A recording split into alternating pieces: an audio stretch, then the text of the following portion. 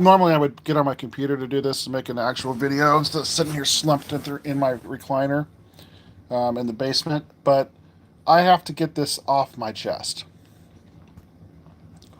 As you can tell by the video, by the title of the video, the Royals traded. Let's see if I can change this. Here we go. The Royals traded Nicky Lopez today for Taylor Hearn.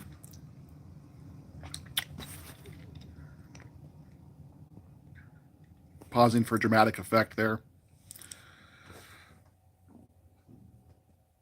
What is going on with JJ Piccolo in the front office of the Royals? Nicky Lopez is not a great baseball player, okay? So let's just get that out of the way with first. I say he's a great defensive player. Should have won a Gold Glove 2 years ago in 2021. His batting average on balls in play was incredible that year. And he hit over 300. I think he was in the top 5 in batting average that year. Now, granted, he doesn't hit for much power. And then the last 2 years have been pretty bad for Lopez at the plate. But that being said, he has value. He has value as a defensive replacement, as a utility guy off the bench. He can handle the bat.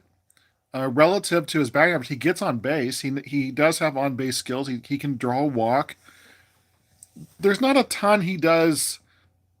Look, this is not Mike Trout we're talking about here, okay? I think the Royals needed to trade Nicky Lopez. He was a tradable player. He doesn't really fit into their future, and they need to get something for him. And that's something that they got was 28-year-old relief pitcher Taylor Hearn. Now, this is nothing against Taylor Hearn. This is about the process that the Royals and JJ Piccolo have set this franchise on the past 2 years. This is, and I say the past 2 years, no, this is the continuation of the Dayton Moore regime. Taylor Hearn, I keep wanting to say O'Hearn because we had Ryan O'Hearn here, but Taylor Hearn is a very, very bad Major League Baseball player. He is a horrendous pitcher. He has a career ERA around 5.5 for a relief pitcher, which is absolutely terrible. He's been horrendous this year. He started this season with the Rangers. He was not good with the Rangers, and the Rangers a week ago designated him for assignment. Now, for those if you're not familiar with baseball terminology, designate for assignment means that the team has removed this player from the 40-man roster, which means you expose him for 10 days to the waiver wire, which means that in those 10 days, anybody can claim him and pay him his salary that he made. You can attempt to still trade him, or you can, at the end of the 10 days, you can just opt to release him outright or send him to the minors if he if he is a player who cannot refuse a minor league assignment. This guy this guy did not fall into that latter part there. But during his DFA assignment, the stint, the Braves, which was weird, I think that they gave up less money by trading for him than by paying him I don't think you pay the full value when you make a claim, or maybe you do. I don't know how the money process works, but regardless, the Braves made a claim, or not made a claim. The Braves made a trade for him while he was on waivers with the Rangers. This was last week. He appeared in, I think, 2 games for the Braves, and his ERA is infinity. He gave up 4 or 5 runs, never recorded an out, and the Braves, I think they had every intention of releasing him. But wouldn't you know, JJ Piccolo comes calling and says, "Hey, we got Nicky Lopez here. We'll take this horrendous pitcher off your hands."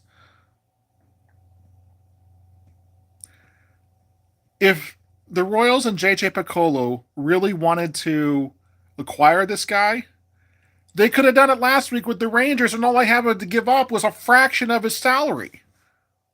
Why would you trade a player who actually has some trade value? Why would you trade a player who has some trade value for a guy that adds nothing to your roster. He's not part of your future. He's a terrible Major League Baseball player. There was some idiot on Twitter today who I had to block because the guy was an absolute clown job. Um, he was going on. He says, "What's the big deal? Calm down there. All it is trading one bad player for another. Who cares?" I'm like, it's. I said, people that are like that, that's all they care about is the results. It's just results oriented business. And ultimately, yeah, you want to get the results correct. But if the process is not correct, the results are definitely not going to be correct. And the processes that the Royals have had this year are horrendous.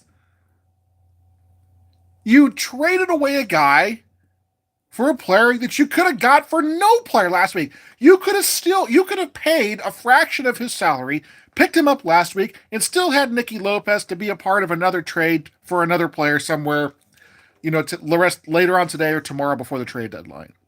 I mean, seriously, JJ Piccolo, what in the world are you thinking?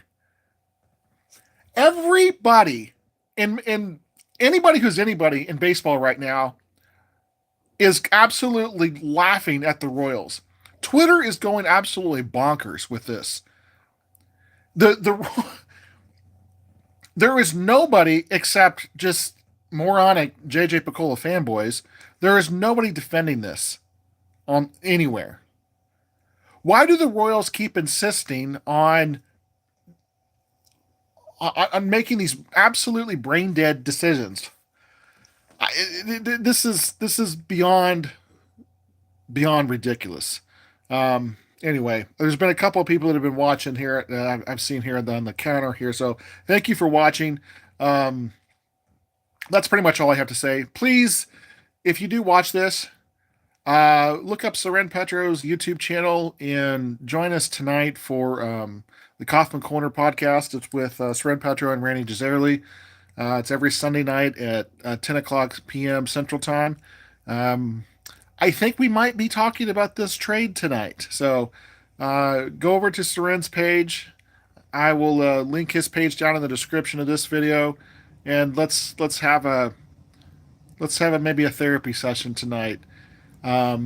This is why I have been screaming for JJ Piccolo should have been fired along with Dayton Moore 10 months ago. I have been screaming for this for over a year. Well, for a year now. If there's any evidence that this man has no clue how to run a Major League Baseball organization, it's this move today.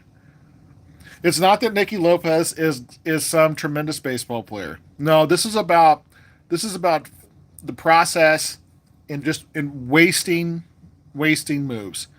His comments last week or a couple days ago that he made in the Kansas City Star were so tone deaf and out of touch. It's done. You're done, JJ Piccolo. And I will not spend another dollar on I haven't spent $1 on the Royals this year anyway, but definitely will not be spending any money on your sorry, pathetic team until you're gone. You're toast. Everybody in the front office, they all got to go. This is mismanagement at its worst. An absolute sad sack franchise, absolute pathetic poverty franchise. I'm embarrassed to say that I'm a fan of this organization. 2015, 2014, back-to-back American League pennants and then a World Series title. It seems like a lifetime ago. And we will never return to that as long as JJ Piccolo and all his moron cronies are running this show. Fire JJ Piccolo now. That's all I've got. Thanks for watching.